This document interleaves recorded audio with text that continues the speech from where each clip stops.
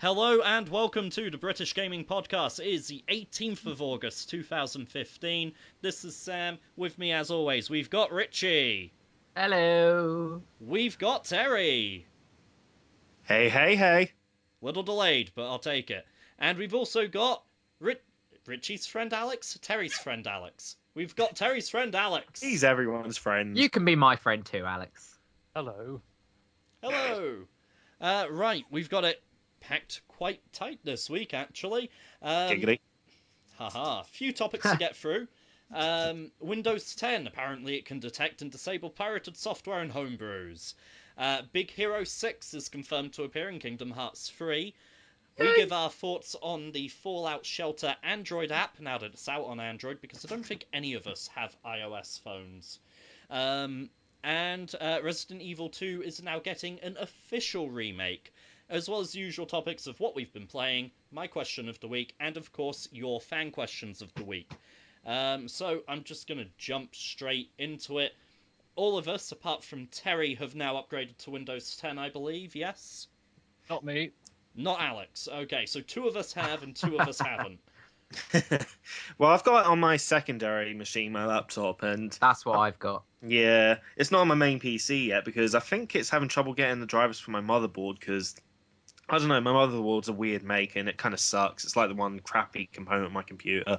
You see, I thought the one thing I was worried about was getting the drivers for the Wacom Cintiq I draw with, because it's a piece of legacy hardware according to Wacom, and the last Yeah. official drivers were Windows 7 drivers that just happened to work on Windows 8. So I installed it on my laptop first, and then plugged the Cintiq into my laptop, which was funny because the Cintiq's bigger than the laptop. Tested it and it worked magically, so then I just upgraded the main PC. I thought that was the one where I was going to have to find like custom drivers or something silly. But yeah, works like a treat. Yeah, I like the layout. I mean, I like the fact that I can get the Windows 8 App Store stuff in a windowed mode, and it's not forcing me to try and get a fucking touchscreen. I tell you what I'm glad of. Every time I have to move my mouse from the right hand side of the screen to the middle of the screen, a goddamn menu doesn't pop up. Yeah, agreed. I've had that on my laptop. Oh, Normally, obviously, God, with that's a like nightmare. a touchpad, if you flick on Windows 8, when I used to have Windows 8, if you flicked from the right to the left, it would open up the start menu or like the sort of the open panel on the right hand side. I don't have that anymore. So nice. And then it was so hard to get rid of the bastard as well. It's like, not Yeah, you! absolutely. Anything but you! Go away! And then I'd flick up instead of just scrolling up, and suddenly I'd have that Metro interface in front of me. I Oh, do that on my God. phone as well. Sometimes I'll swipe up to scroll down a web page, and it'll pull up that goddamn Google app. It'll be like, what do you want to search today? It's like, no, I want to scroll the website. Piss off, Google. Searching for piss. Yeah. We have found 2 million results for piss. Would you like us to display them? No. No, I wouldn't. No, I'm at work. Maybe when I get home. But so yeah, I haven't upgraded it because I can't yet on my main PC. What about you, Alex? Well, I suppose I never got round to it really. I'm sort of in Sam's sort of situation where I'm a bit worried things might not work. Well, I took the plunge and everything works. I think what I did was the stuff I was worried about, again, tested it on the laptop first, because if it didn't work on the laptop, to be honest, the laptop doesn't have the firepower to be fucking running it in the first place. But if it didn't work on there, then it wouldn't work on the desktop PC, so then I'd know not to upgrade the desktop. But when I got sort of Yeah. the all clear, so to speak, I was like, right, let's just do it. Yeah, that's a good point. You've got a spare laptop, Alex. You could just try it out on that first. I Yeah. do, but I haven't had the invite from Windows on that laptop. Weird. Ah, both It's of probably you probably haven't updated it in quite a while then. Oh no, I've been using the laptop connected to the internet enough.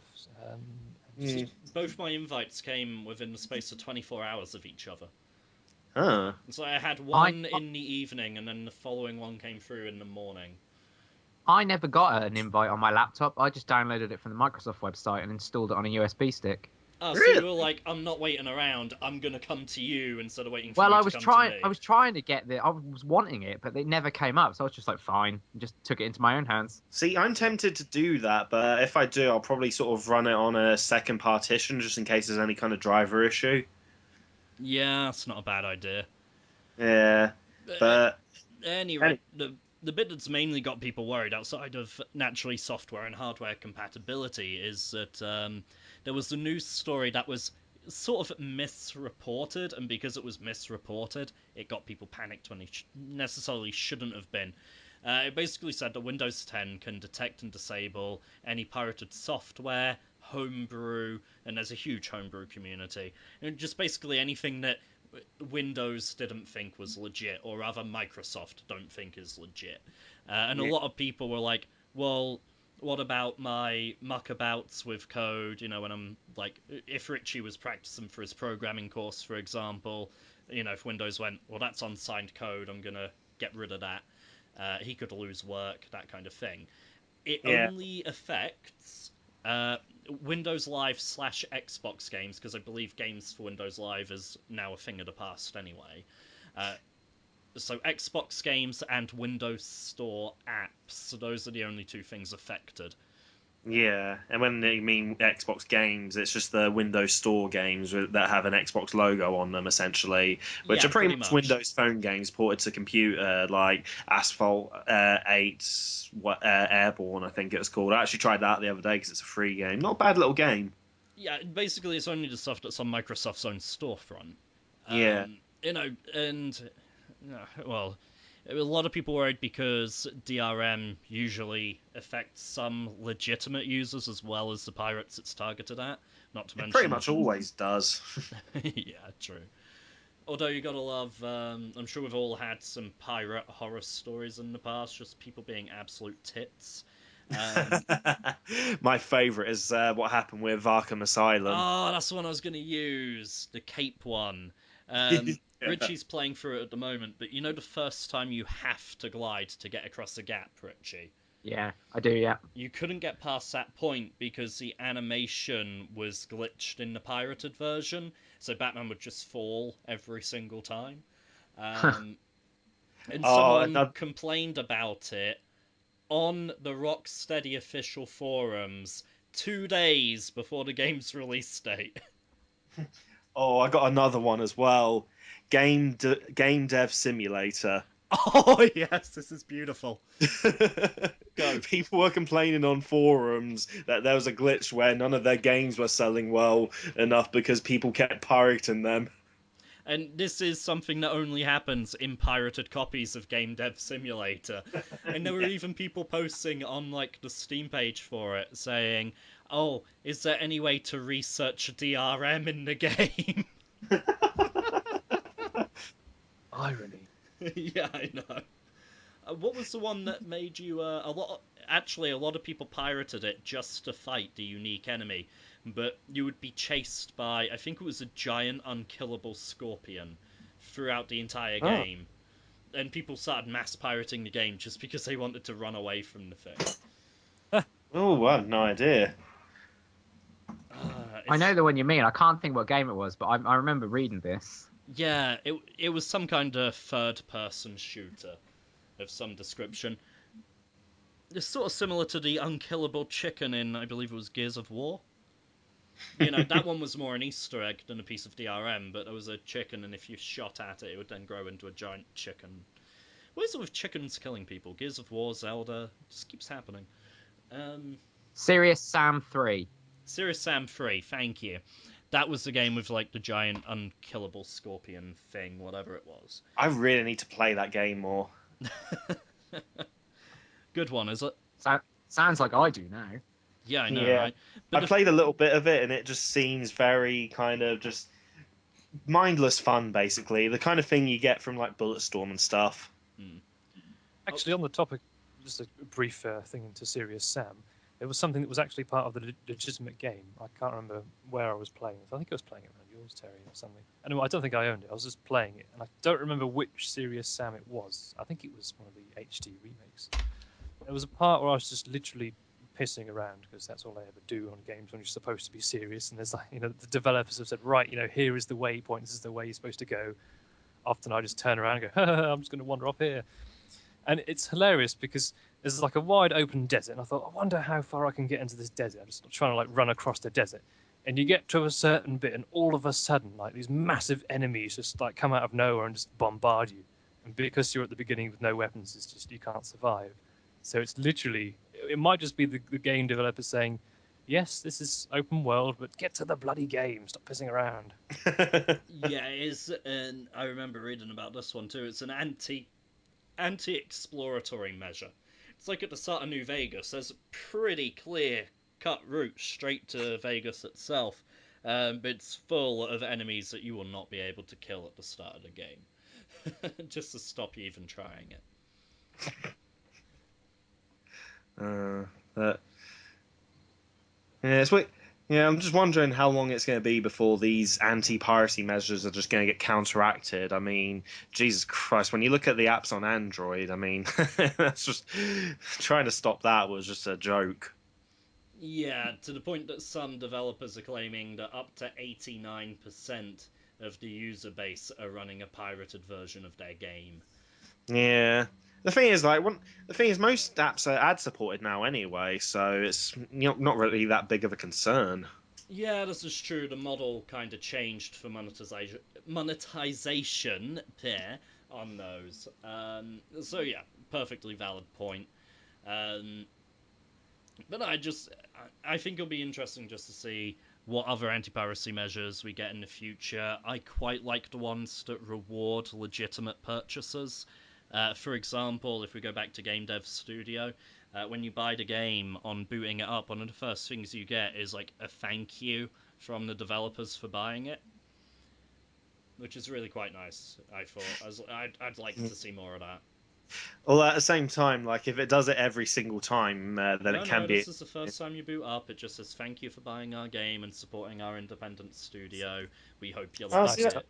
Yes, see that's alright. Like it's like when I'm watching a Blu-ray or a DVD, and at the start, like on DVDs, I had that piracy is stealing, stealing is wrong, blah blah blah. It's just Yeah. like yes, we get it, this is legitimate. But even when they started changing it around with Blu-rays and saying for purchasing this Blu-ray disc, we say thank you. It's like Yeah. yes, let me skip this, let me skip this. It's quite ironic, isn't it, that you find this message saying, "Oh, don't be a dirty, evil pirate." You only see it if you've legitimately purchased the DVD or Yeah, Blu-ray. it's like I wasn't thinking about pirating until you mentioned it. I didn't know that was a thing.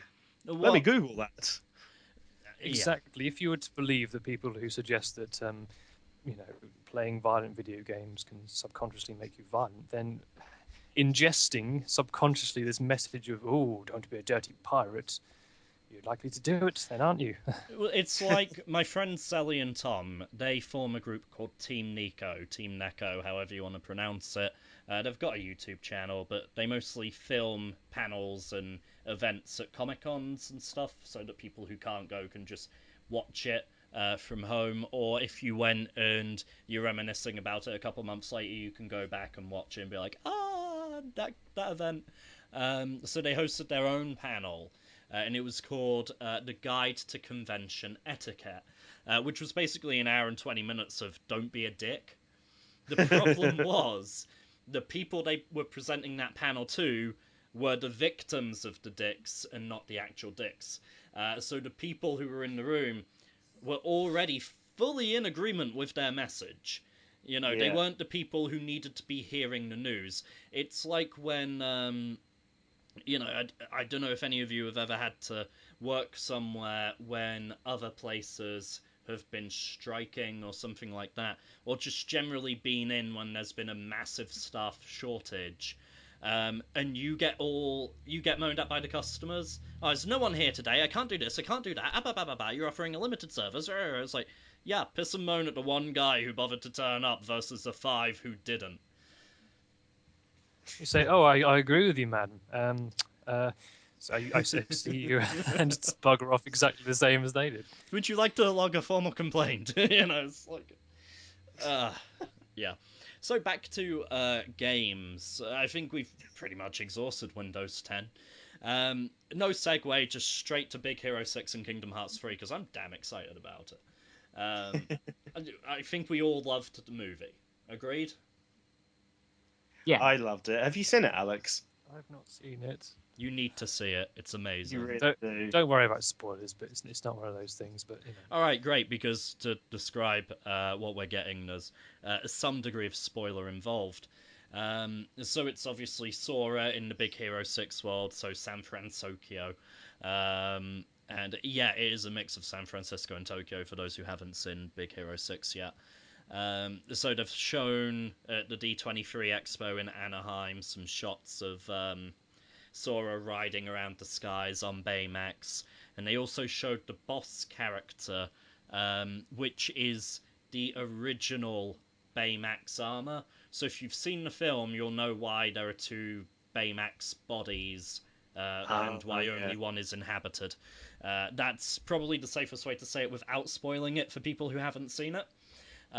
But yeah, the one that gets sort of left behind gets inhabited by the Heartless or whatever enemy it is in Oh, this that Kingdom is Hearts. genius. Yeah, so it's like Baymax versus Dark Baymax, basically, in Kingdom Hearts 3, and it looks amazing. And what's really jaw-dropping is how close the visuals in the game are to the visuals in the pre-rendered movie. It's Man, insanity. I can't wait.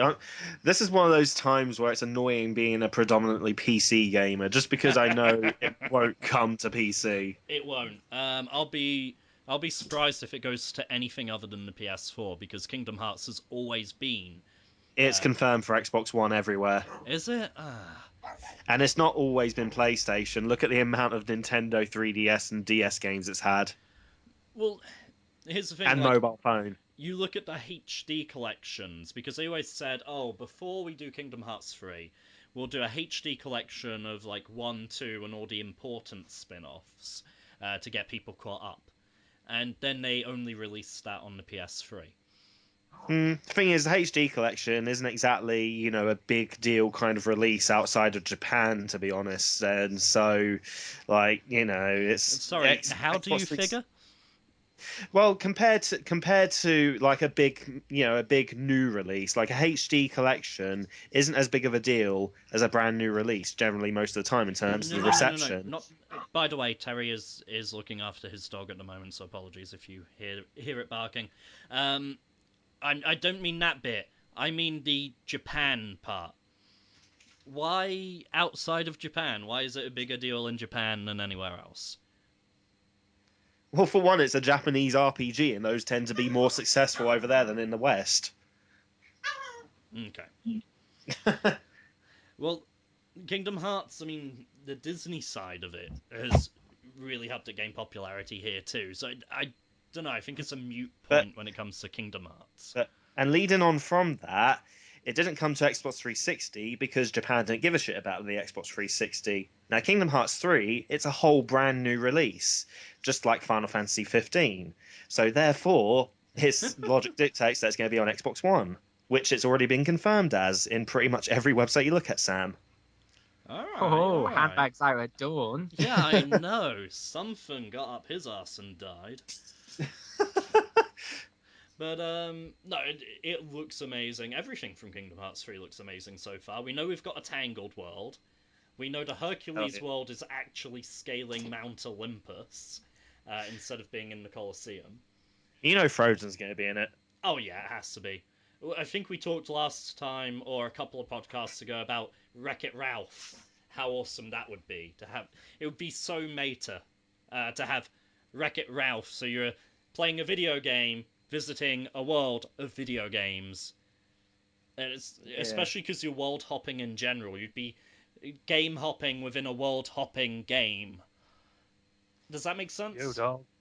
Yeah, yo, Yo, dog, dog. I heard you like world hopping, so we put some world hopping in your world hopping. I know they've already covered it in Dream Drop Distance, but I want to see Tron Legacy again.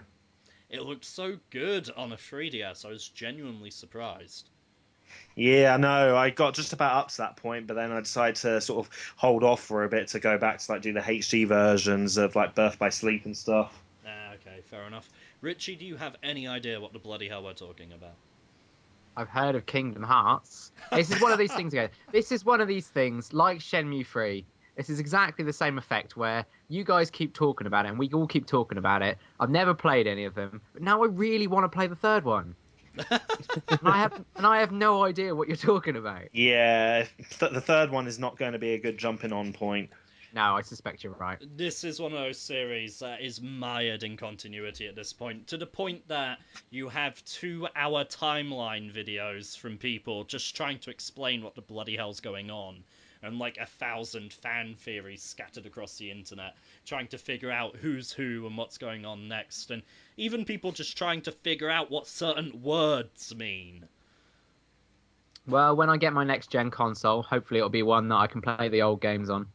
Yeah, absolutely. Do you think, because they already re-released the Final Fantasy X 10.2 HD remaster on PS4 less than a year after doing the PS3 version, so maybe closer to Kingdom Hearts 3, they'll re-release the Kingdom Hearts HD collections from PS3 on the PS4.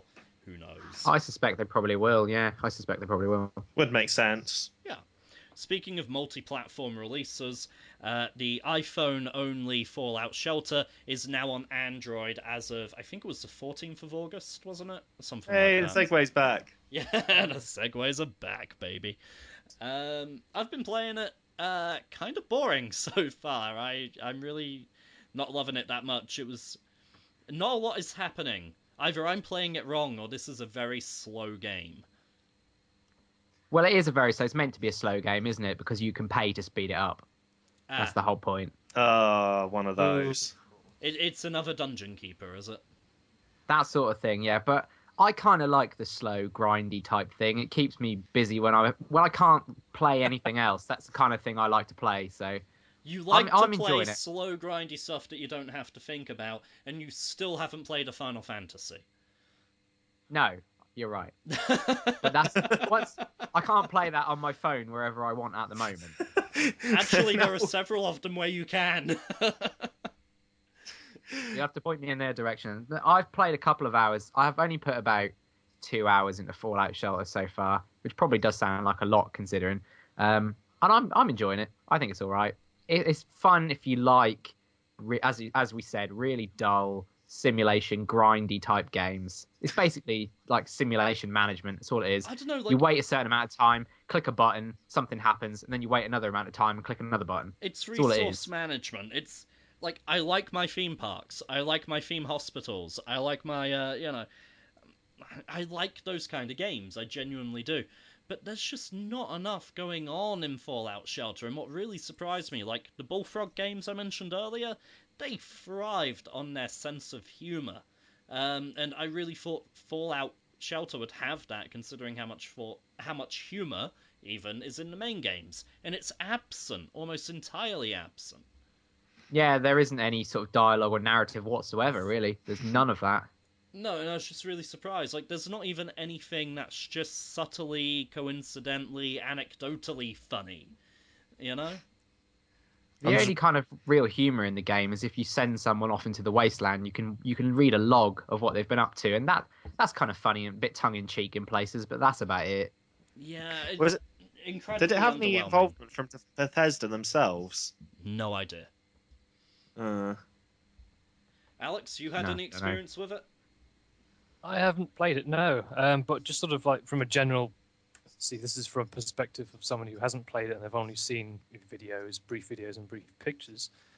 I get the, and oh, from someone who's played the original Fallouts, hipster. yeah, none of this 3D stuff. It's all about that isometric action. Oh yeah, that really gets me going. Anyway, Oh, it's going to be one of those podcasts again. When you're gonna isn't regret it? It was a mistake having me as a guest. Anyway, yeah, the general sort of, I mean, obviously this is from someone who hasn't even played it, so it's not really an accurate thing. But the first impressions I get of the visual stylistics is, it feels like one of those online flash games for kids. You know, you sort of like go on the back of a cereal packet and say, "Oh, go online to this thing," and it's like just a very basic game. it has that sort of feel to it. Okay, fair enough. Hmm.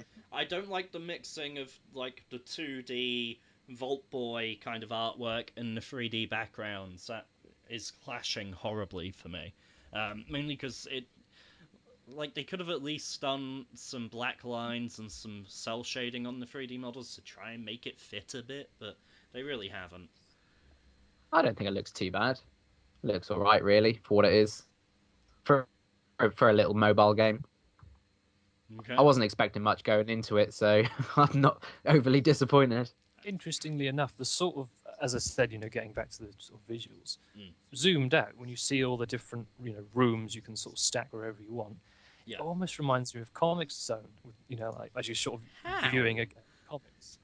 Just basically because of the shape of the cells, and you've got different rooms going in up, down, left, right, etc. Okay, as a giant fan of Comic Zone, I disagree entirely, but I can almost kind of see your logic. It's Um, just basically because there's a lot of squares altogether. That's the only the only comparison.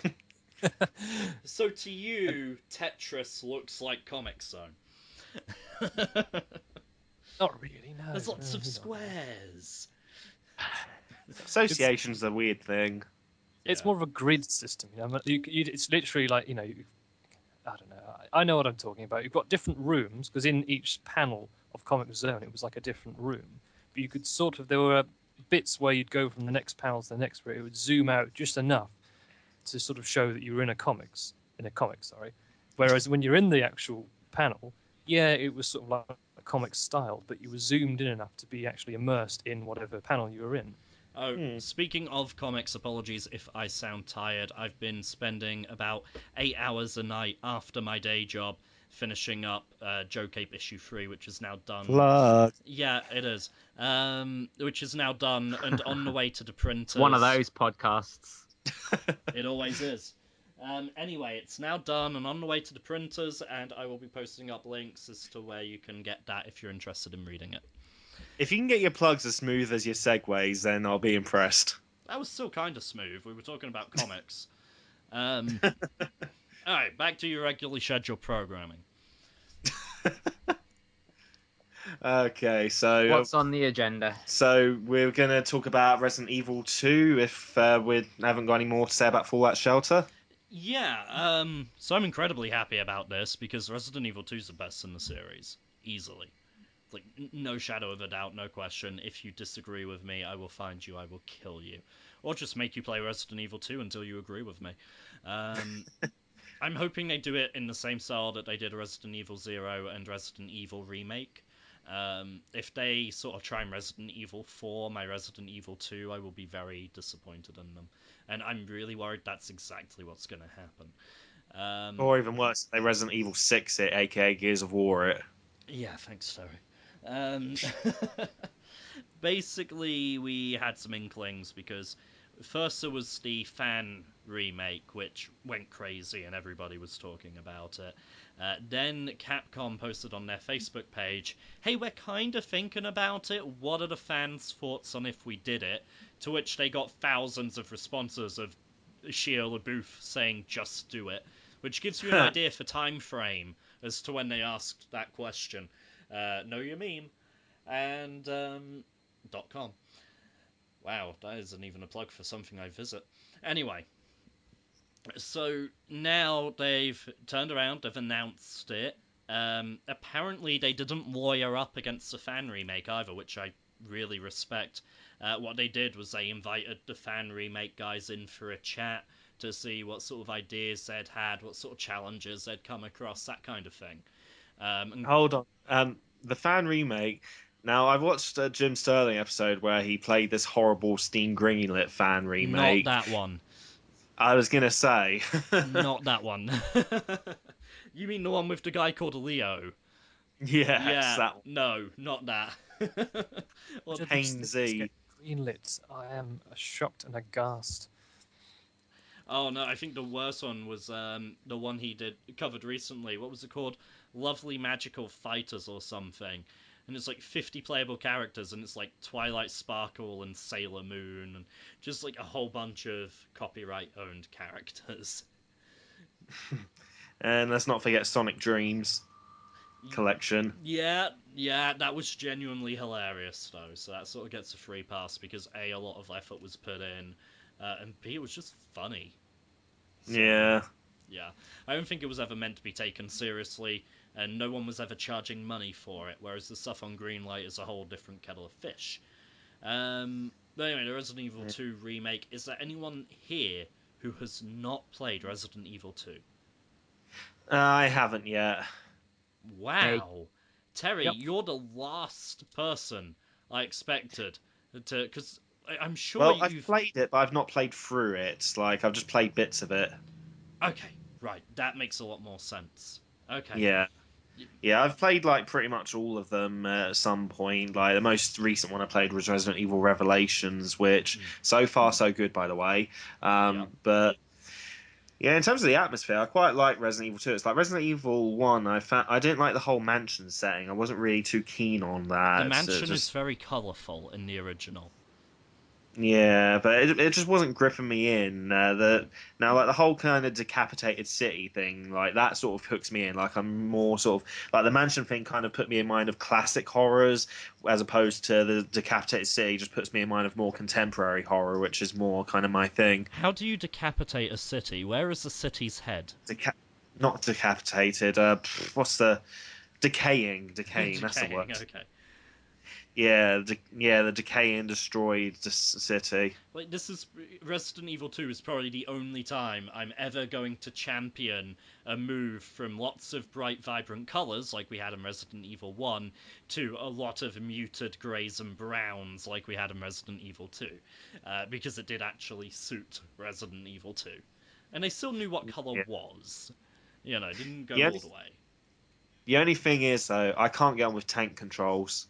Yeah, you know me and my unnatural love of tank controls. I Yeah, adore you them. quite. Yeah, if I remember correctly, you quite like tank controls as well, Alex, don't you? Yes, the weird thing was initially I was a bit unclear on what was what people meant by tank controls. I thought when you said tank controls, you were referring to something that was sort of slow and sluggish, and I'm thinking, why would you like that? That's very strange. Now, when when you These just think people back to are insane. when you think back to like Resident Evil or Croc or to an extent Tomb Raider, Oh, there like was Tomb Raider. It's literally I the thing you mean by it is you press forward, no matter what camera angle you're facing, and it's relative to the direction your character is facing. yeah, Yeah, so that's pretty much it. forward is always forwards, whereas so if you're at the end of a hallway far down the screen, pressing forwards will bring you closer to the camera, and that disorients a lot of people. They can't get used to it, but I love it.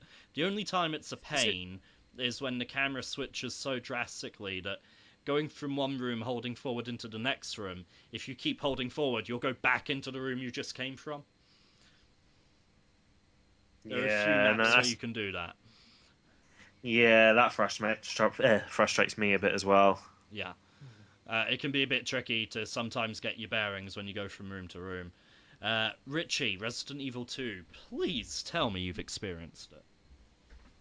no, I have not. The only Resident Evil I've ever actually played is Resident Evil 5. Oh, ouch. You're kidding I didn't me. think it was that bad.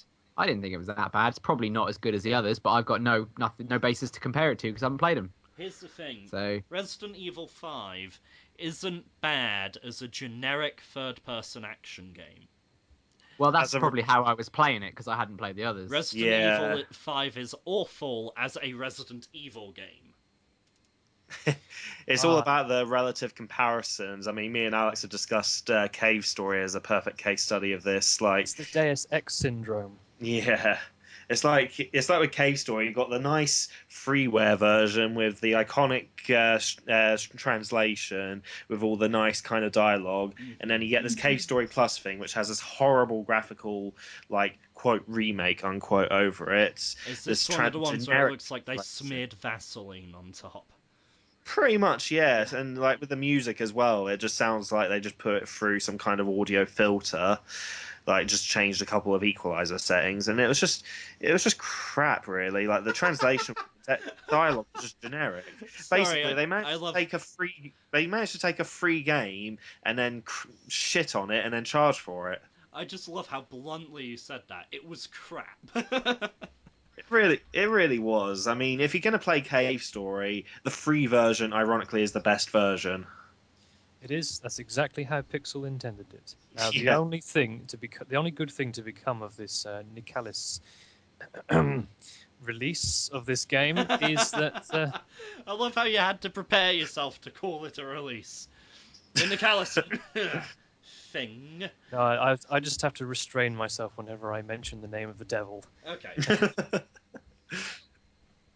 Nicalis, if you are listening to this, I'm not sorry. We're in brutal mode tonight, aren't we?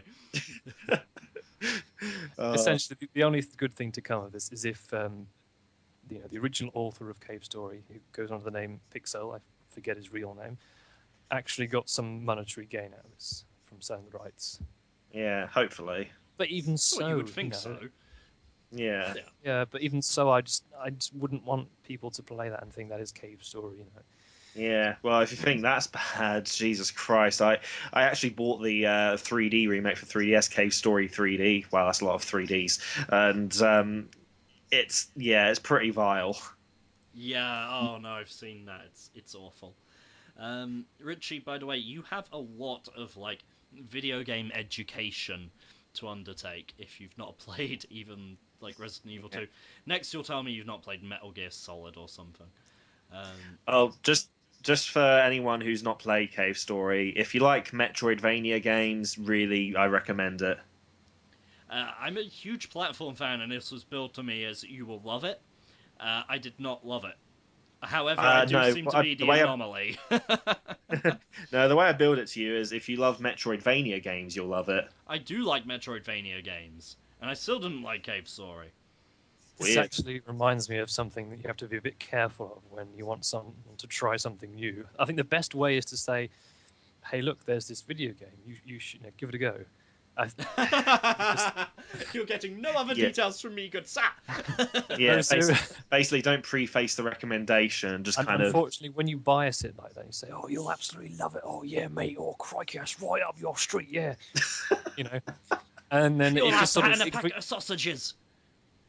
I think there's a reason none of us work in marketing. technically, I'm in a kind of sales role, so I kind of do.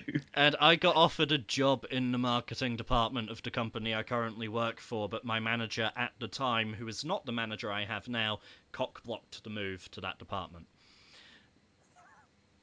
Well, they lucked out then, didn't they? Oh! Kidding. Yeah, it's a good thing we're not in charge of marketing anything important, like this podcast. To be fair, we do kind of suck at bringing people in. Once we've got people in, they like what they hear, but it's getting them here to hear it. So, Wait, people like us? if you would like to give us a hand, because Shoro Guy, Lupacillo are looking at you two, then tell your friends about the podcast and get them to have a listen. Spread the word. Friends. Yeah. Maybe we need a jingle. Maybe that's where we're going wrong. What we need is clickbait. No.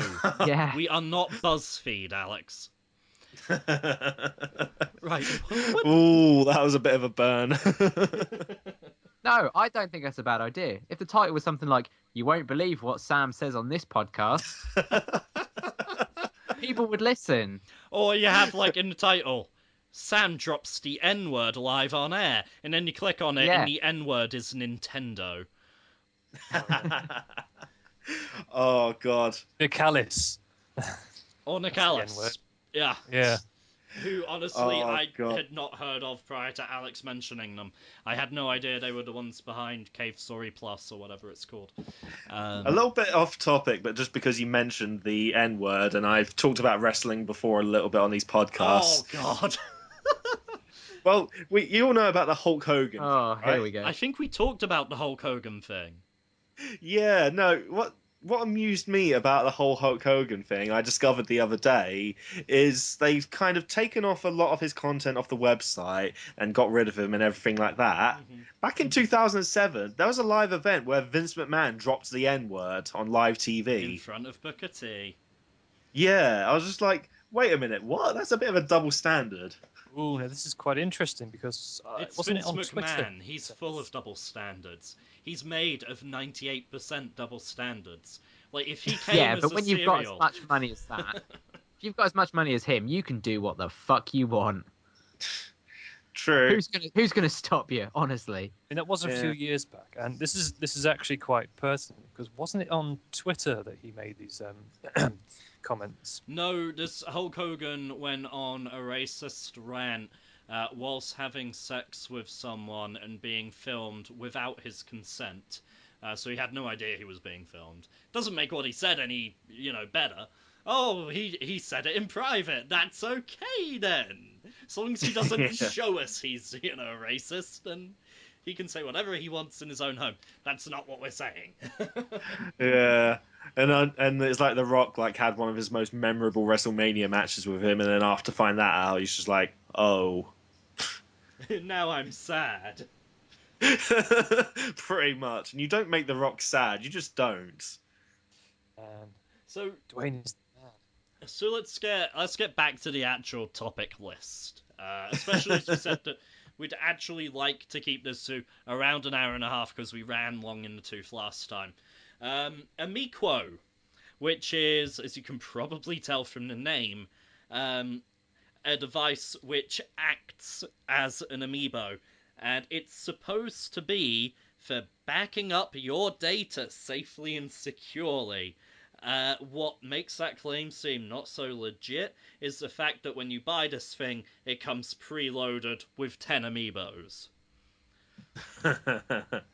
Including 5 unreleased, but it doesn't specify if this is data for existing official amiibo or homebrew characters or both. Nice.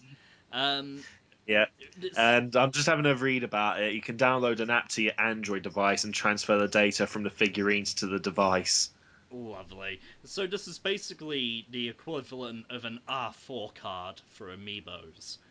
However, I don't think it's going to hurt amiibos the same way R4 cards hurt video game sales. And the reason No, being I No. think is, you're right. like, I bought a Sonic the Hedgehog amiibo, because of course I did. I don't have any games, I don't even have a Wii U. I don't have anything that I can use that Sonic amiibo with. I bought it because it's a pretty Sonic figure. Well, saying that, there is an external 3DS amiibo pad that you can get for your 3DS, and you can use it in Smash Bros. For that. I don't have Smash Bros. Really? Oh, Really? you're missing out. No. I got That's the a... demo for Smash Bros. And the 3DS controls were too unresponsive. Like, it felt. Uh, I'm going to disagree with you there. I thought it played really well. The characters felt too heavy. It was too much effort. You What sort of. characters did you use? The demo characters. So you had Mega Man was one of the demo characters. Mario, I believe, was the demo character. And I think Pikachu. So we're not talking big, bulky, slow guys like Bowser. Oh, It felt like wow. you were actively like shoving them from one side of the stage to the other. I didn't like it. Weird. Yeah. Fair Yeah, enough. yeah. I'm going to say you're weird as well. I put a lot of hours into that game. Loved it. And like Well, I was saying, the actual analog stick on the 3DS made it very hard to do precision moves. yeah, I know it wouldn't be the 3D causing lag because you don't have the 3D turned on. No, I So don't. it's because I know some games the 3D actually makes the frame rate go down a bit. Like I had that with Dead or Alive Dimensions earlier, so I just keep Because the you're 3D off on taxing that. the system. You're asking the system to do Yeah, more, and that uses more resources. That makes perfect yeah. sense. Yeah. Oh, Pokemon X is a bitch for that as well. But anyway, Oh, I Pokemon. The digress. new Pokemon games were laggy as hell, weren't they? They were laggy enough with the 3D off, but if you put it on, Oh, oh, it was awful. Well, yeah. they don't have Iwata to go in and make all the data really on all the code really goddamn efficient. Yeah, yeah, that was a fantastic story, wasn't it? Yeah. That's what they needed. Obviously, it's what they were lacking. The Iwata touch. Yeah, Alex, did you catch when we talked about that on the previous episode about it, and how what he did for gold and silver? He would have fixed that shit. Yeah, Yeah. Alex. I vaguely recall, yes. Yeah, like because me and Alex have had discussions before about like compressing data and really kind of effectively utilizing system resources rather than being all like, fuck it, we got like this 50 gig of Blu-ray disc, let's just fill it out with whatever crap because we can't bother to compress any textures or anything. Yeah. I respect efficiency. Yeah, It's that's a fit. and cleanliness in code as well. I hate going into a code and seeing notes left everywhere. If your code is well written, you shouldn't need notes on it. You should be able to tell at a glance what everything is doing. Anyway, Yeah. we've gotten way off track. um, We talked about this Amiibo stuff before. We knew this sort of stuff was going to be inevitable. You mentioned, I think, oh yeah, we Sam, actually about how asked the easy it's probably question going to be to how replicate. how long until they can replicate it, and we talked about the Pikachu London Underground pass thing, didn't we? Oh yeah. I'm gonna call The it. answer was not very long. I called it. I totally fucking called it. It was inevitable, really. Yeah. I mean, it's a clever technology, but it's a basic technology, really, isn't it? It is. I was actually tempted to get our friend Peter one to just see if he could actually do that, like mess around with it himself and see what he could do with it. I mean, this is a guy that managed to get a sonic screwdriver to be able to turn TVs on and off. Yeah, and probably not that tricky when you look into it. Yeah. If you know what you're doing, probably not, which I don't. Imagine if you Yeah. bought a second-hand Amiibo off the internet, and someone on the other end had removed the actual RFID chip, replaced it with something else. So when you sort of scanned it to your console, something nasty happened. Oh God. No, Alex, don't give them ideas. People have already thought of this. Come on, I'm not the best person. No, you're not the best person because you have ideas like that. That's what makes you a horrible person. I can't imagine people going to that extent for Nintendo malware, like because they'd have to put the code onto the Nintendo like network somehow. Because I mean, all the RFID chip is just like an activator, like a switch, really, for the information that's already on the system, or to give it the kind of signal to download information to the system. It's probably is. just changing the value of a single variable from 0 to 1. Probably. Lift and It's all it negate. normally is. Yeah, Yeah, it's all it normally is something simple like that. yeah, So hold on a second. Isn't this equivalent of on-disc DLC? yes. This stuff is already there. Don't you just Yes. vehemently tear it? Hmm. Well, it's one of those. I don't mind because they give me a shiny plastic statue. Yeah. My sister's got about 15 of them. Seriously, she's got loads of them. They are pretty cool. Don't get me wrong. They're not necessarily worth the amount of money that's probably been paid to buy all of them, but they are pretty cool. I mean, in the case of, like, for example, Mario Kart 8, where it's extra costumes for your Mii character if you've got the respective amiibo, then I don't know, I'm a bit shaky about that because in that respect you are restricting content. Whereas, like, if you look at the Smash Bros. Usage of it, where essentially you can kind of put your character data on there and then store that on there and like build up a custom character with it that you can take around for like CPU battles and stuff. That's like kind of an extra thing. It's not something that's being restricted from you, if you get what I mean. So, Hold on. So you can actually write data back to the Amiibo. Yes. well, I think essentially what it does is it. Oh yeah, I suppose it would do really. Yeah, it does. Yeah, that's a Yeah, good point. yeah, it That's does. why yeah, you it can does. take your amiibo to your friend's house and use that Smash Brothers character in their game. Yeah. Are you sure it's not a case of literally when you put the Amiibo on there, it has a unique RFID tag, and then it literally does it server side. So the server goes, okay, that's Amiibo code blah blah blah blah, and then when you take it around somebody else's, But then they'd have to console- have cloud saves on it. I don't think Nintendo supports that. so it is actually locally stored to the Amiibo. Yeah. Because if your but- Wii U is offline, it still works, as verified by Sai being able to use it at Weatherspoons when he took his Yeah. Wii U and just played on the gamepad with no internet connection. Yeah, but I mean, it's like with any tool. Like, it's not so much the tool itself that can be misused. It's not the tool itself that can be a problem. It's how it's misused that can be a problem. You can do whatever you want. Someone's gonna get through it, and the thing is, the more secure you make something, the more determined they're gonna be to break it. Yeah, I mean, like, for example, what they've done with Skylanders now, I think, is total BS. The fact that to actually finish the game most of the time, you need to have a certain number of extra characters that you need to go out of your way to But buy. Skylanders Whereas, like, have already been hacked for that anyway.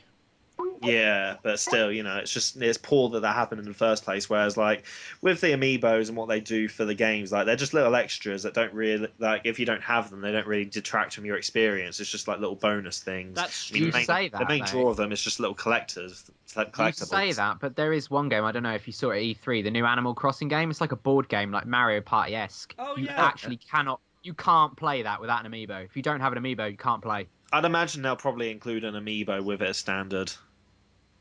Maybe so, but what if people don't know that and buy the game? What if they get it second hand or something? Yeah, Suddenly, that's suddenly you've got a game you can't play. So I mean, it's difficult. It's a bit bullshitty, really. yeah, that's not a good use, to be honest. But But like I again, say, that goes the back to my problem is previous. not with the technology. The problem is with It's the people designing the game. Yeah, yeah. it's about milking people, isn't it? It's not Yeah, good. but it's like DLC, DLC in general, as loads of people have ranted about online already. It can be used quite well. Like you can sort of have little free bits that keep your interest in the game past the initial release date and past the initial playthrough to keep Splatoon you has done playing. that amazingly well. Yeah, and then like eventually they'll bring out a big expansion, and because you've continued playing, you'll be like, "Oh, I want to buy this," or you can just basically pull an EA and just rack it up with microtransactions.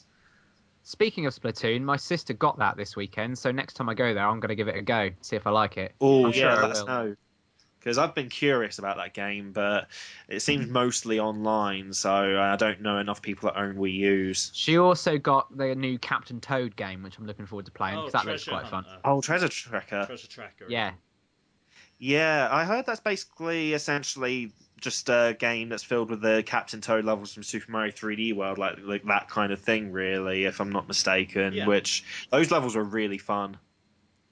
yeah. Well, hopefully I'll be able to report back next week and let you know what I think of them. Alright, we'll look forward to Sweet. that. On that note, what have we been playing? Oh, ho, ho, ho, ho. We've got a challenger for the side plays. Right, come on then. Sam, you might be out of business here. Yeah, I know, right? I don't think we need you anymore. I have not been playing anything because of spending 8 to 10 hours a night working on comic pages for Joe Cape issue 3. Again, plug. But no, I have been incredibly tired. You might be able to hear it in my voice. I've not been getting enough sleep. I'm so glad to have it done. I've got a week off work next week, so I'm going to start chugging through some of my backlog then. A friend lent me Final Fantasy XIII Lightning Returns, simply because I played the first two. I'm curious to see how they wrapped it up, but I didn't want to pay money for it. So a friend has lent it to me. I'm going to bust through that. Apparently it's very Majora's Masky with the time concept. Hmm. Joanna's furious at me because like May MCM last year, so 2014, I bought the day one Steelbook edition of Tales of Xillia 2 before I had finished Tales of Xillia 1. We still have the same save file at the same spot on Tales of Xillia 1, and my mother has since bought me, I can't remember if it was a Christmas or birthday present, but the Tales of Symphonia HD re-release on PS3, and that's sat unopened. So we're probably going to have a good old week of just bashing through some stuff. You probably need a week just to get through one of those games. Oh, and JRPGs take a while. Nino Kuni, we're like a third of the way through and we stopped and never went back. So Oh god, I need to play that as well. I've yeah, had that. I got that on PSN for like £2.50. yeah, it got really cheap for some reason. No Yeah, idea why. It's a beautiful game. I know. I kind of wish I bought it on a physical copy, but it's just £2.50. I wasn't going to pass that Oh up. no, of course not. That's like Steam sale price. Yeah, I know. Which I was amazed with for a digital download of a console game. Like you just don't see that. No. Well, I guess you do nowadays. I guess they're cottoning on. So what have you been playing, Terry? At the moment, I've just been kind of like, because my most recent game that I finished was Arkham Knight, the one most recent I played for, and since then I've just been kind of mucking around with bits and pieces of other games. I haven't got a game that's really gripped me in, so I've just been like jumping about back and forth. So like, I revisited Sonic Lost World a little bit, and at first it really gripped me. Like the first level was really really fun, and then it just kind of got stagnated really. It's just kind of a bit meh. It feels like it really is a good formula that they really just need to refine, but with Sonic being Sonic, they don't bother with Oh no, they refining just these move on to the days. next thing. Yeah. Exactly. Although saying that, for some reason, they think it's a good idea to try and refine Sonic Boom. So don't know what the fuck they're thinking Yeah, there. but that's only another 3DS game, not a main console game, at least. And to be fair, the first Sonic Boom on 3DS felt more like a Sonic Rush game than a Sonic Boom game. I'm not saying it was good. I'm not defending the game, Yeah. Christ no, but it wasn't really like Sonic Boom on the Wii U. That's where they tried something different and are never going back. True. I've also been playing Dead or Alive Dimensions on my 3DS. I actually picked up at Argos yesterday for £4, so anyone in the UK, that might still be going for that price. British gaming blog bargains. So yeah, and it pretty much just handles and looks very similarly to kind of, I guess, in terms of graphical quality, somewhere between Dead or Alive 3 and 4. So it looks pretty for a handheld game. In terms of the frame rate and the speed, it handles all fine. It kind of feels weird using a 3DS to play a fast-paced fighting game like that, but I got used to it. I mean, I'd rather be using a controller like a PS3 controller or something to be playing that kind of game, but it works well. There's a character of like 25 character roster of like 25, and they're unlockable as well, so they're not doing that bullshit that Tekken does where you can't unlock any extra new characters where they're unlocked from the start, because where's your incentive to play without something to gain, you know what I mean? Is that changing with Tekken 7, by the way? Are they finally going back to unlockables? I doubt it. I really hope they do change it, because the way they do it now, it's just stupid. I don't care about watching the ending sequences. I mean, yeah, the story's kind of cool, but it's not enough to keep me going, especially with people like Bob and those lot. Like, I don't care what's happening with Bob and Raven and whoever the hell that German dude is. Plus, you never find out which of those endings is canonical until the next game in the franchise comes out. Exactly. I mean, hell, Paul Phoenix was the king of Iron Fist 3. Yeah. Who'd have expected Paul frickin' Phoenix? Paul's ending is canon in Tekken 3. Wow. Yeah. And then in Tekken 4, he's basically like a dropout hobo. It's like, what? Uh, Oh, spoiler alert. for a game that's, 10 years old? More than that? What is that, like 2004? I don't know. 2002, I think. Jesus. Right, okay. Yeah. But, Alex, what have you yeah. been playing, mate? Oh, you know what? Even I, as a guest, I'm going to get in on this segue action. It's a bit of a late segue, really, so it doesn't really have the same effect. But continuing on, what Terry was talking about unlockables. I've actually been playing a lot of Race the Sun. Oh, Oh, It's a okay. very simple little game. It's not very in depth at all, but I don't know. I've been playing a few games recently. That's one of them, and the sort of theme about the games I've been playing is sort of like very small, very not very in depth with story or I've involvement. But played some Race to Sun on my PS4. It's basically for Richie and Terry. It's uh white I've world. played it. Okay, for Richie then it's a white world, and you just like in a little plane zooming past geometric shapes. If you're powered, so if you're like in front of a skyscraper and it's casting a shadow, you don't want to be in that shadow. Gets very fast and frantic. indeed, Continue. yes, and sort of going on from the idea of unlockables, a nice little sort of mechanic or feature of that game is it's sort of like achievements. Really, sort of you're playing the game normally. You're sort of racing that sun, trying to get to whatever the end is. Um, but at the same time, every time you die, a screen comes up on the right hand side. You can see. I suppose they are the same sort of things as achievements, things you can attempt to do within the game, like silly little things like only pressing left, which is actually quite difficult when you're trying to. Yeah. I actually managed to do that. You see, it was one thing that's just it pulls you in, and It helps you want one more go. it does. It pulls you in even if you think, oh, I'm bored of this now. You think, oh, well, I'll try and do this for sport. Usually, achievements are literally just that. You do them for sport. You think, oh, yeah, I'll just try this out. But you don't actually get anything for it. Whereas with these, if you do these little challenges, you get points. And if you get enough points, you sort of level up, and then you get something like an extra power up slot or something like that. Something that actually helps you in the game or changes something in You the game mean for you. like what video games used to do as standard? I know, isn't it crazy that we're thinking this is such a amazing, creative, and new thing? It's sad in a way, really. Dear. Anyway, yeah. In addition to that, sort of related, a game, I don't know how you say this, 140 or 140? 140? Don't know. Take your pick. A very, yeah, well, 140 or 140, however you say it. Basically, a very minimal game. It's a bit hard to describe, really. You play as a shape. Everything is sort of very flat colours, very 2D. There's no sort of depth in it. It's very, well, it's quite nice in the aesthetic. And it's basically just a very, very simple platformer. But the main sort of mechanic of this is everything you sort of try and traverse the world um, syncs up to the music. Oh, okay.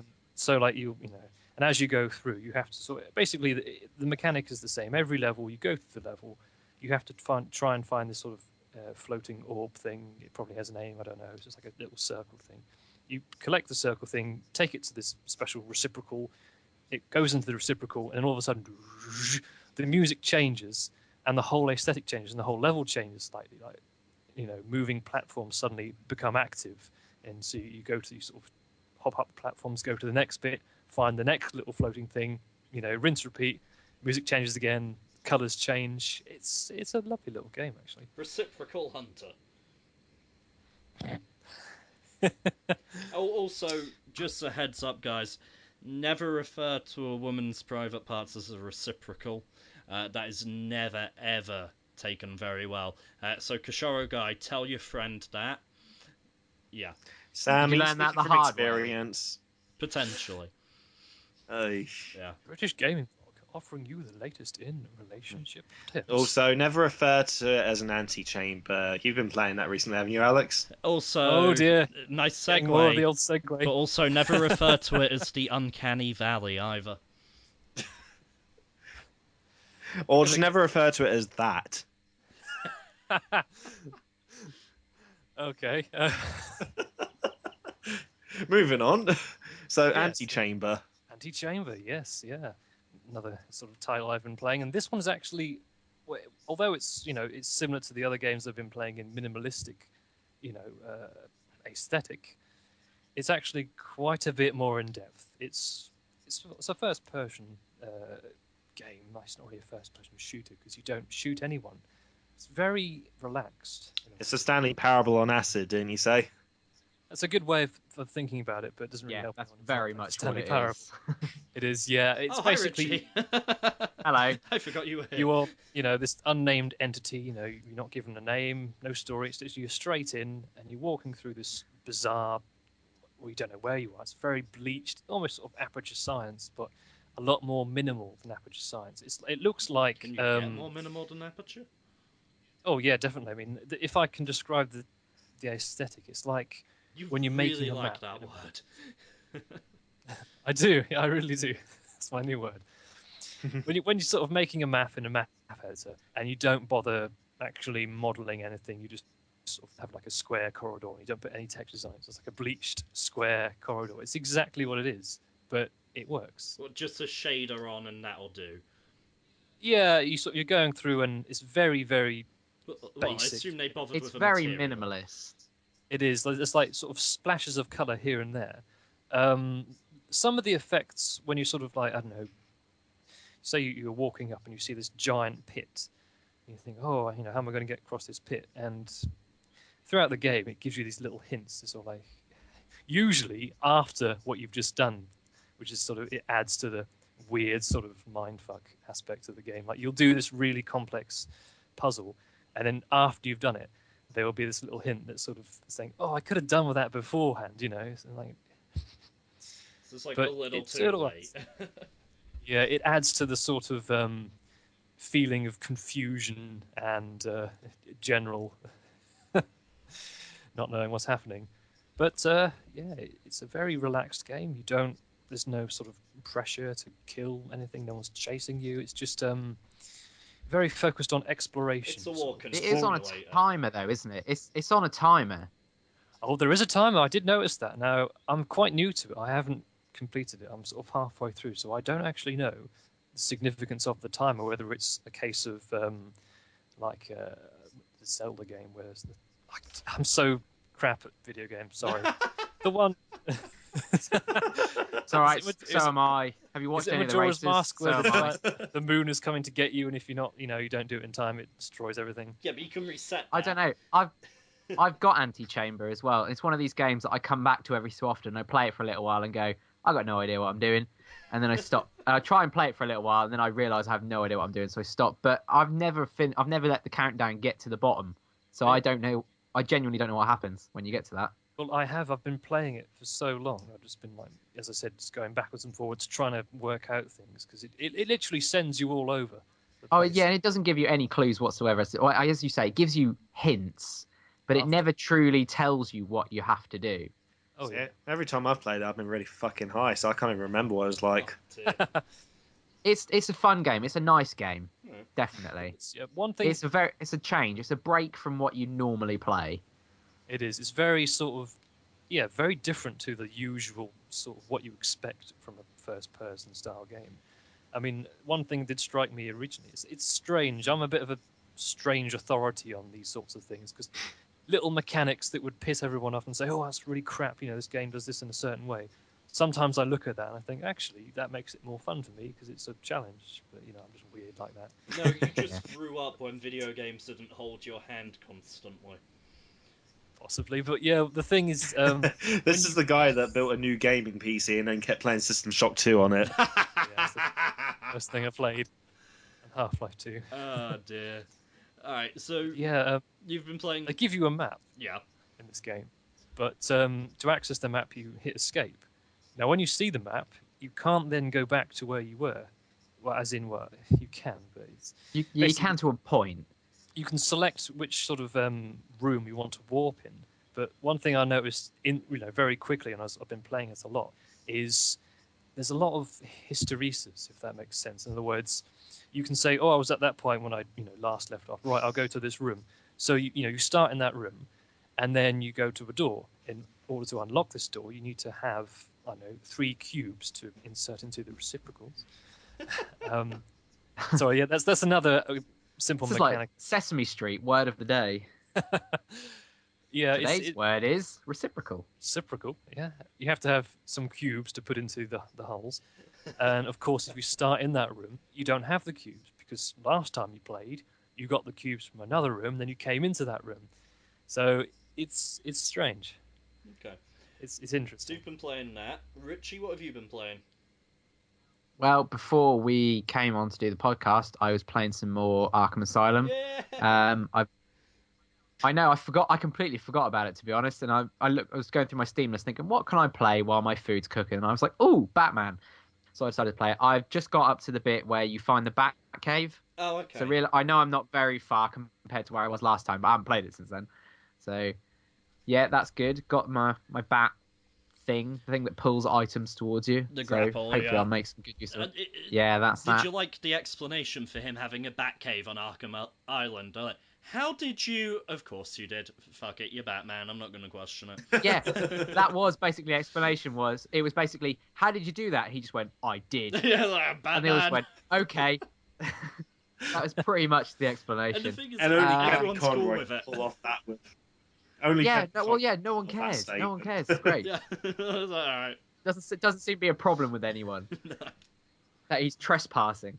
Um, How did he get the What else have I been construction playing? workers and shit in? Like, how did he even get the computer delivered?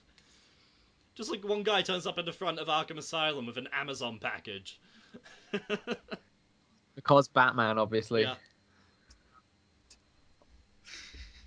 Also, I've been playing Binding of Isaac as I do every week that you ask me. Yeah, I'm Um, sick of hearing about Bind of Bloody Isaac at this point. well, you're going to be hearing more about it soon because DLC. next week they're doing the announcement trailer when the release date for the DLC is going to be announced. Hooray! So I'm pretty excited about that. So you won't hear no end of that when that finally gets announced and then eventually does come out. Oh, Is this the goody gumdrops. We can do a whole special on it if you want. I'd be happy with that. To be fair, he went on Fallout that Shelter. last night for weeks. Yeah, that's true. Yeah, and the only other one I've been playing is Fallout Shelter, but that's just tonight. But I'm sure I'll be playing that more over the next week. Okay. So that's everything we've been playing. So question of the week, which would have been Oh, Good. Da, da, da, da, da, da. This still needs a jingle. Yeah, I sort of tried to give it a little question of the week, but that didn't work too well. Please do that again. What? Question of the week. Yeah. Why are you sounding like that? You definitely need that on like a button, like a soundboard. I'll get a button. But yeah, so favorite fighting game and why? Oh. Yeah, this is going to be torture for Terry. He's like, do I go Tekken? So, which Tekken do I go for? Oh God. It's like Sophie's Choice. I don't think it is. Well, Oh you're God. thinking, Richie, Yeah, I you think guys I got know it. what yours is going to be. Go on I then. think yours is going to be Soul Calibur 2. Well, see, it's a bit of a toss-up. I was going to choose between that Mm-hmm. or Tekken 3 or, and I'm sure you'll agree with me on this one because we've discussed it before, Star Wars Masters of Terraskasi. We've got Not because nostalgia. not because it's good, but because it holds fond memories. Yeah, You said favorite. You said favorite, not best. you accused me and Terry of having nostalgia goggles on for Tiny Toons.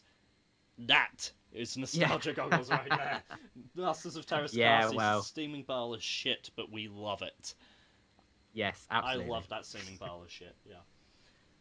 So which one? But I mean that crossed with Soul Calibur and all that. Oh, you can't make me pick one. Yes, That's not I fair. can. All right. Soul Calibur 2. Yay! There's a HD online version of that now as well. I've got it on my PS3. It runs pretty good. Yeah, Cool. I haven't got PS3, so there's no help to me. fair enough. Alex? Oh, it's another tie again with me. I can't quite decide. It'll either be one of the original Mortal Kombats on the Sega Mega Drive, either 1 or 3, because I never really played 2.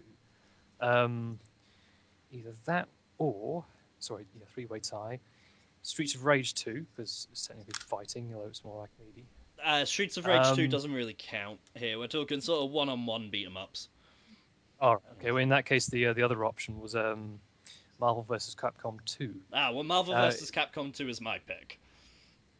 It's fast, it's oh well, frantic, it's got a Not great anymore. roster, it looks absolutely fucking gorgeous.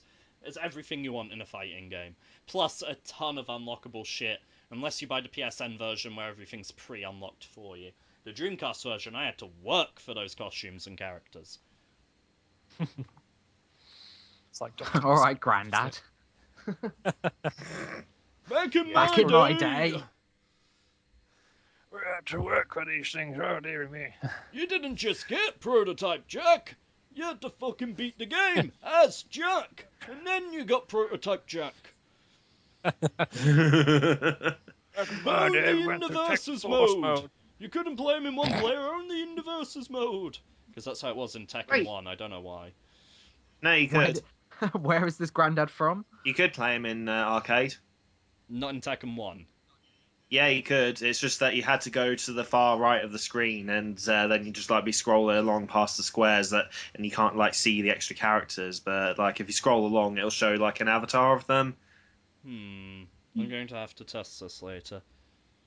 Yep, indeed you will. All you need to do is just unlock one character to test it. So just play arcade mode through once on like What do one you mean player. unlock? Like I don't already have them unlocked. I've just got to find my PS1 Well, I don't memory know if you. card.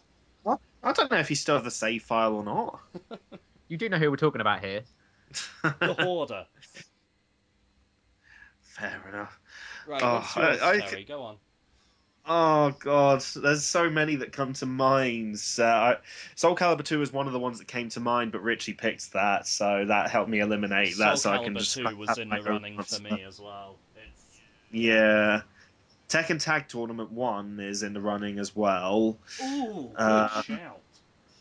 yeah. Dragon Ball Z Budokai 3 is also in the running. Ooh, yes. What about Burst Limit, Trunks' Irritation, and Trunks' Burning Slash? Oh God. Burst Limit was Burst Limit. No. Is that what you shout? I'm sorry, dear. I have reached my burst limit.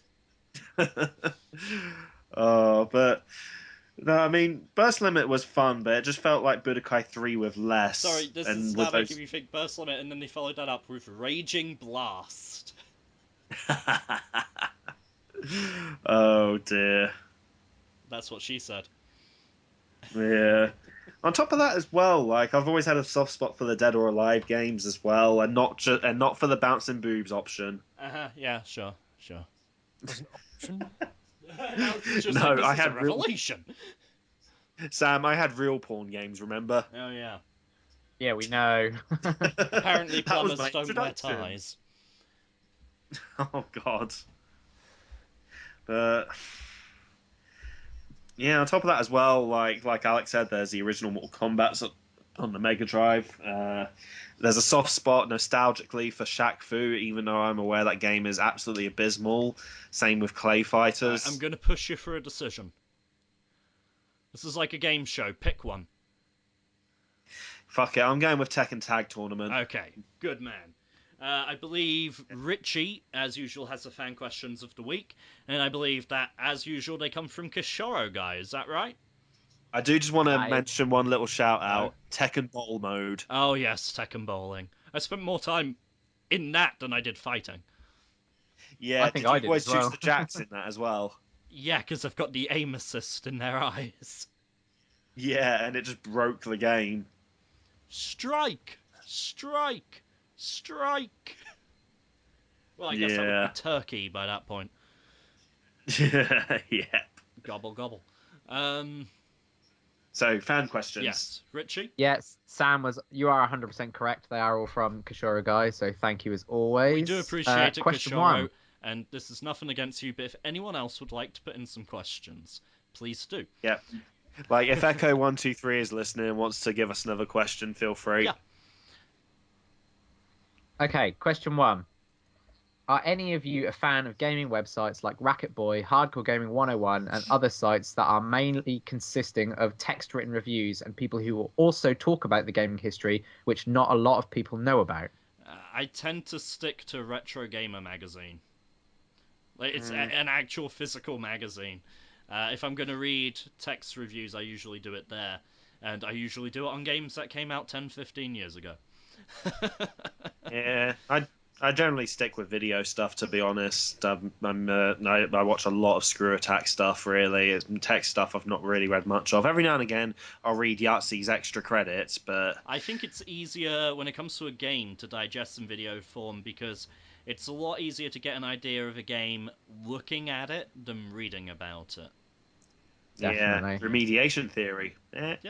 For Sorry. me, I tend to I get most of my gaming news when I do the topic lists, which I know I've only done once, but when I do them, I get all mine from the games subreddit on Reddit. That's where I read. I check it every morning, every lunchtime. That's where I go to get my gaming news. Okay. So I I mean, usually in use terms of reviews, Eurogamer.net for it's websites. Eurogamer's great. yeah, I read sort of people's comments and stuff like that when they talk about the games. That's probably the closest thing I get to reviews. They're not proper reviews like articles, but they are people's opinions on it, which is usually where I get my. It's usually what I base my opinions on is other people's opinions, so I can be accepted. That's the thing. It's better to go on someone else's personal bias than someone else's paid quote opinion unquote. I'm just addicted to Reddit. That's all I can say. How about you, Alex? Ooh, I think I'm in the same boat as Terry, really, with the sort of preferring video. Okay, fair enough. What is question number 2?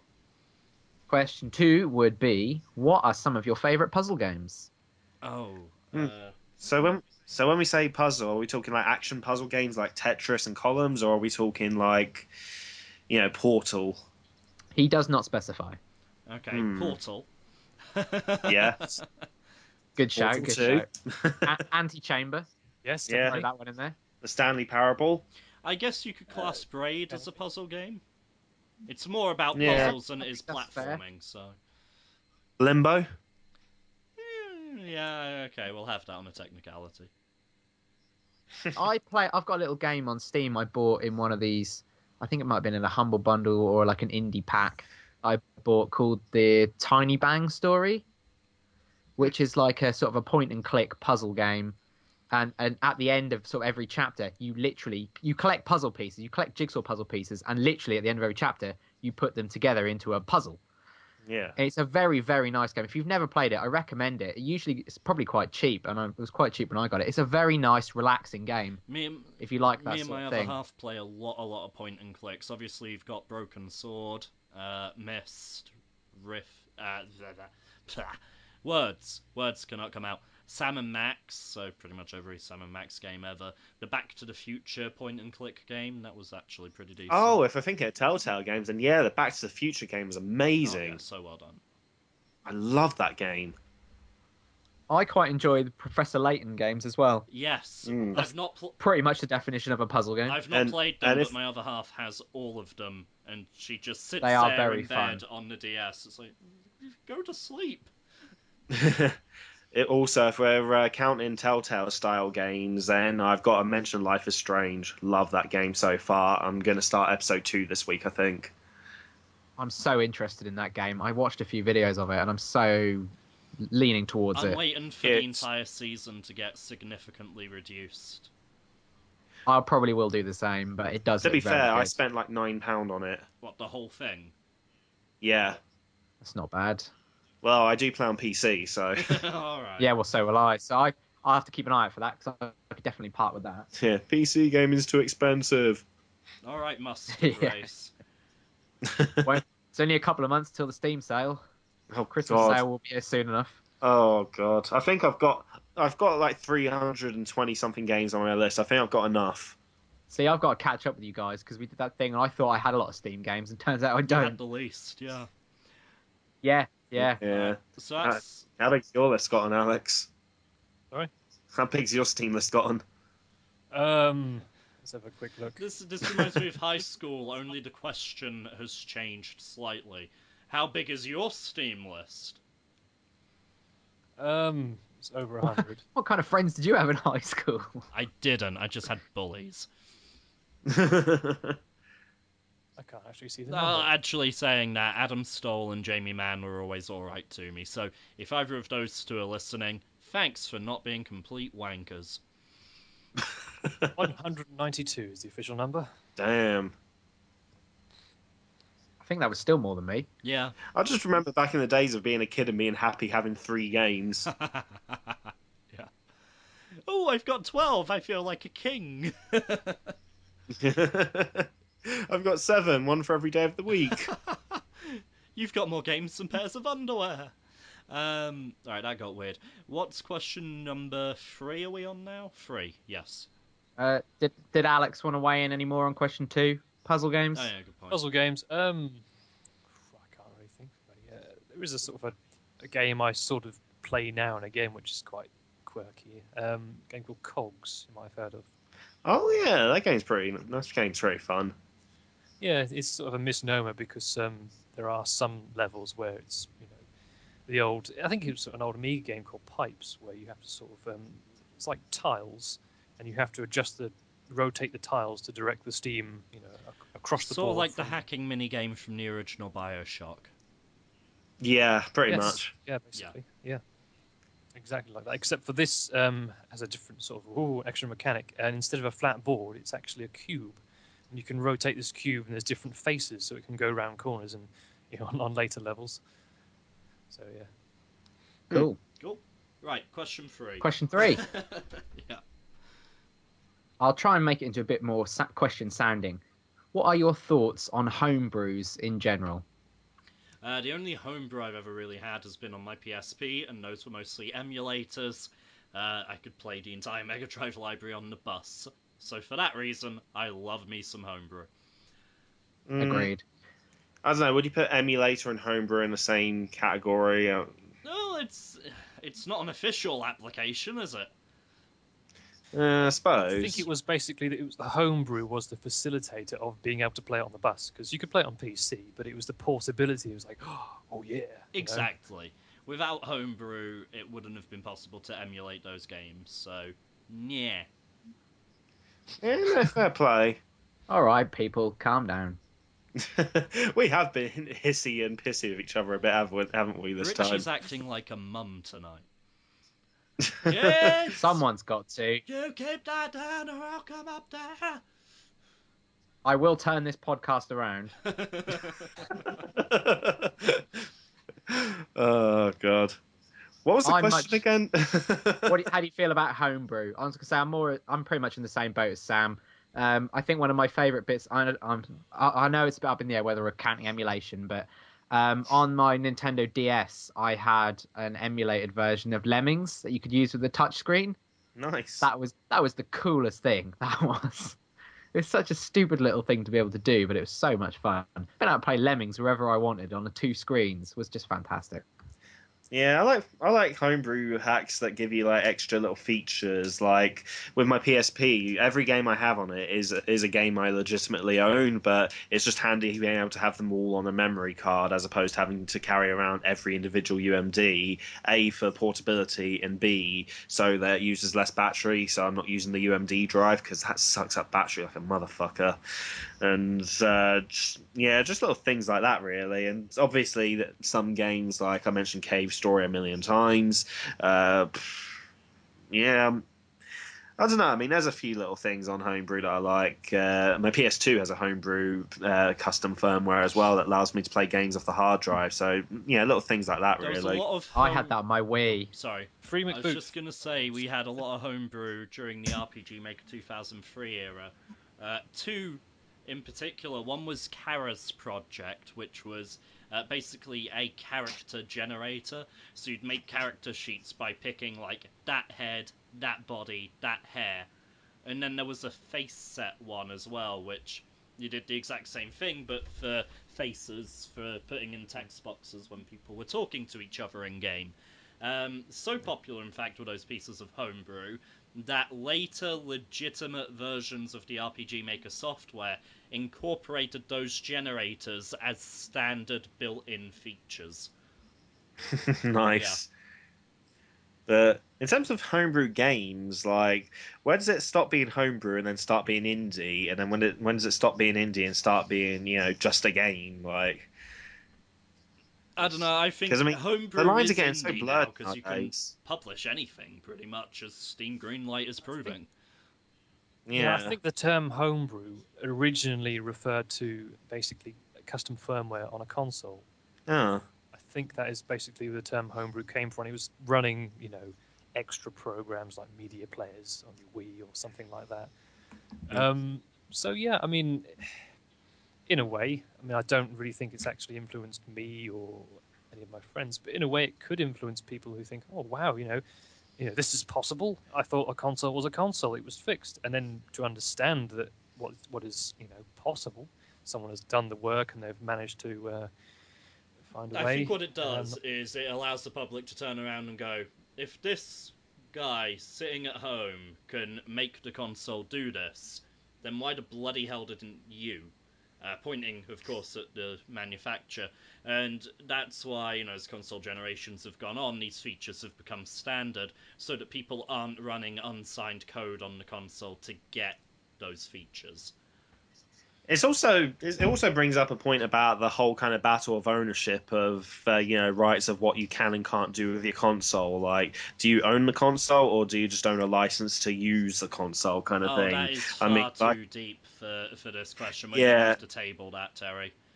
Yeah, yeah, we'll no, we'll no. run out of time. Yeah. I'll just say I do elaborate further on that. Plug in an article on BritishGamingBlog.co.uk titled "Technology, a Hacker, Activism," and I You can't can't remember the even rest of remember the the title. title of your article, right? Okay. But I'm pretty sure it's still on the front page or at least page 2, so it's worth a read. I kind of ramble a little bit, Oh, so if you really liked sell it, Terry. it, well, no, I don't ramble. It's It's a bunch of rambling. It's called something. Go and read it. I write a lot better and I'm a lot more articulately than I speak. So yeah. just remark it to say, if you're having trouble sleeping, then No. oh, no, And it's this not. is why none of us work in marketing. No, I get quite in depth. But yeah. Anyway, carrying on. What's the next question? If no one else has anything to add. Any more to add? Next question, please. Okay. Question 4. Seeing as how you've all done Let's Plays, I would like to know your thoughts about it as a whole, and are there any Let's Players you really like? Scottish Duck 17. His Let's Play of Shenmue is fantastic. In fact, Richie, it's almost as good as playing it. My Dreamcast is currently dead. Basically, the power supply unit inside the Dreamcast will doesn't send enough power to each component of the console. So, like, the LED light stays on, but it can't run the disk drive and do video output at the same time, which is great. So I got to get it replaced, and it's only like 30 quid for a Dreamcast. That's not too bad. But yeah, I had a hankering to play Shenmue again in the meantime, and I watched Scottish Duck's Let's Play. I actually, because there are certain events and cutscenes that are optional, he actually did a couple of things that I didn't know about, which is always interesting. He also skipped a couple of things that I knew about, and I saw other people commenting about, and he was like, "Oh shit, you can do that." So it is one of those games where like everyone's got their little tap your nose, "Oh, I know something you can do," kind of games, which is great.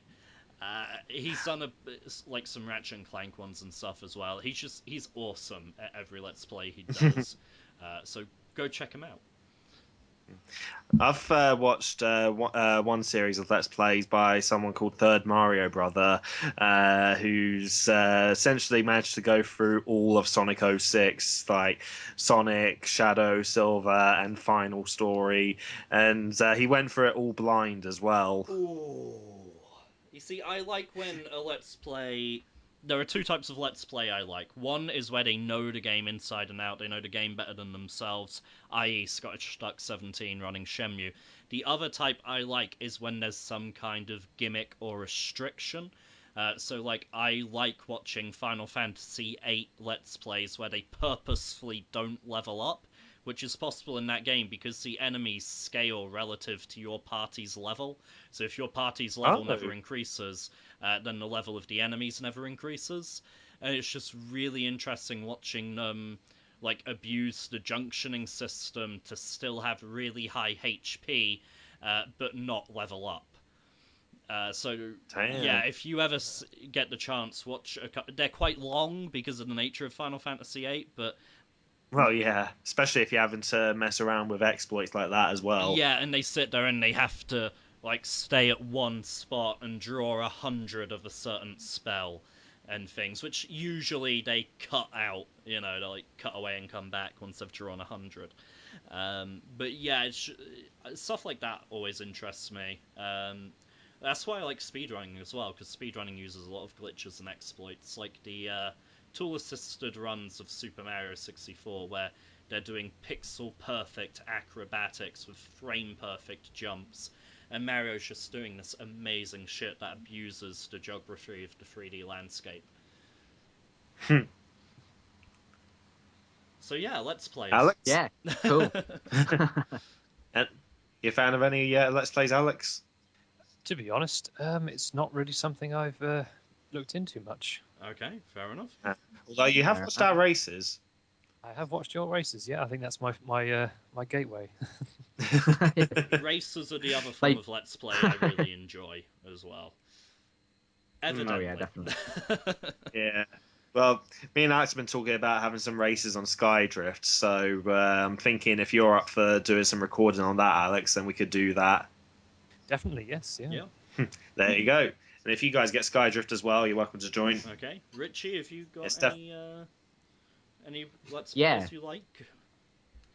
Yeah, so I watch probably quite a big one a lot of people have heard of, which is obviously the Achievement Hunter guys, part of the Rooster Teeth company. I was so scared They do lots of all sorts of stuff. PewDiePie.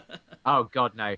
They do a lot of stuff in Minecraft and a lot of GTA 5 and stuff like that, and they've got an established fan base, and they're really interesting guys and very funny to watch. Another guy I watch is a guy called Squirrel. I think his full username is something like the Squirrel Nuts or something like that. I've heard of He him. mainly does simulation games. He does a lot of Euro Truck Simulator 2 and things like Train Simulator, and basically simulation games are what he Isn't specializes there a in. bus And he's the kind of guy. simulator now? Yeah, there's all sorts of simulators, but he does a thing. He does every Sunday. He streams on Twitch. It's every Sunday evening because he's British as well, so it's our sort of time.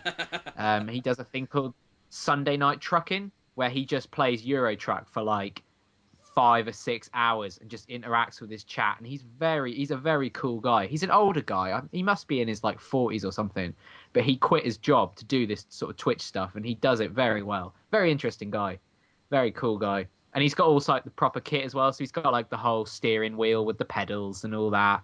And he wears like sort of a movement tracking thing on his head. So when he turns his head, the camera in game moves as well. Is he wearing an Which Oculus?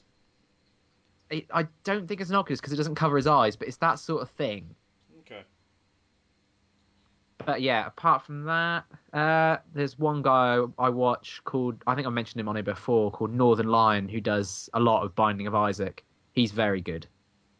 Okay. But that's about Are it. there any more fan questions? Usually there are 5, and I'm aware we're on number 4. No, that was the last one, I believe. I've lost the page now. Yeah, that was the last one. Man, these are genuinely my favourite part of the podcast as well. They really are. Well, you'll have to make. Well, Kashura guy, you've let Sam down. Next week, make sure you give us 5 questions. Even if it has to be something completely useless, we want 5. Just like Sam. What's your favourite comic book or something? I don't know. I'm just feeding you questions now. Questions that Richie and Terry can't. Actually, Terry can answer. Questions that Richie can't answer. Yeah. Right. Wow, we are actually on time and at the end of the podcast. So, Hey. yeah, that's amazing. With that said, thank you to everyone for listening tonight, or whenever you happen to listen. It might not necessarily be in the night. It's definitely not going to be tonight because this won't be uploaded straight away.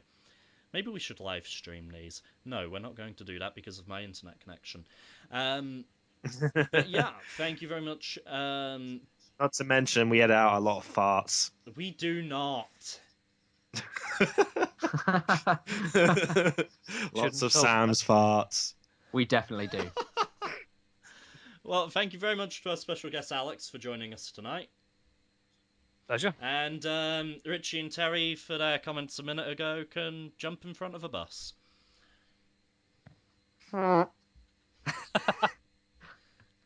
forgot to edit that one out.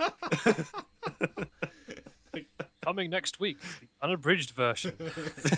Yeah. It's a compilation of all the offcuts. And there goes our dignity. Good night, everybody. Remixed.